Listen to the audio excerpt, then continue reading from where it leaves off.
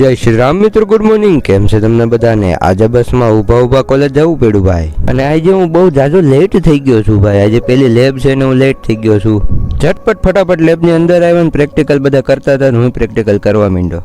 કઈ ગેમ રમતા હતા? બતાય તો કરી ગેમ કઈ રમતા હતા.